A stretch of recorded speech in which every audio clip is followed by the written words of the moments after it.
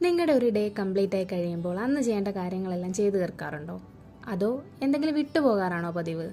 ആ, എന്നാൽ അതിനൊരു സൊല്യൂഷൻ ഉണ്ട്. അപ്പോൾ അതാണ് ഇന്ന് നമ്മുടെ first day of my 15 days productive ജേർണിയിൽ ഞാൻ പറയാൻ പോകുന്നത്. നമ്മുടെ ഒരു ഡേ സ്റ്റാർട്ട് ചെയ്ത് കഴിഞ്ഞാൽ തന്നെ നമ്മൾ കൺഫ്യൂഷനിലായിരിക്കും അല്ലേ? അയ്യോ, ഇന്ന് എന്തൊക്കെയായിരുന്നു ചെയ്യാനുള്ളതെന്ന് ഓർത്തിട്ട്. അപ്പോൾ ഇത് ഒഴിവാക്കാനായിട്ട് നമുക്കൊരു പുതിയ ഹാബിറ്റ് തുടങ്ങിയാലോ? ടു ഡു ലിസ്റ്റ് എഴുതുക എന്നുള്ളതാണ്. നമുക്കൊരു ദിവസം ചെയ്യേണ്ട കാര്യങ്ങൾ ഒരു ലിസ്റ്റായിട്ട് എഴുതി വയ്ക്കുക.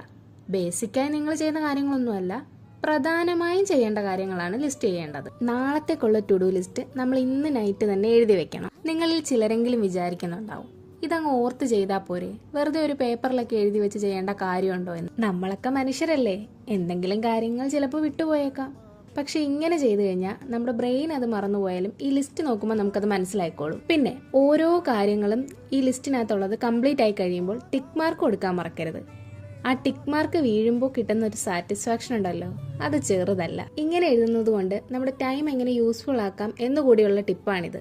അതുകൊണ്ട് ഈ ഹാബിറ്റ് നിങ്ങളൊന്ന് ട്രൈ ചെയ്ത് നോക്ക്. വലിയ വലിയ മാറ്റങ്ങൾ ഇങ്ങനെ ചെറിയ ശീലങ്ങളിൽ നിന്നാണ് ഉണ്ടാകുന്നത്. അപ്പോൾ ശരി, നമുക്ക് നാളെ ഡേ 2 ആയിട്ട് കാണാം. ബൈ.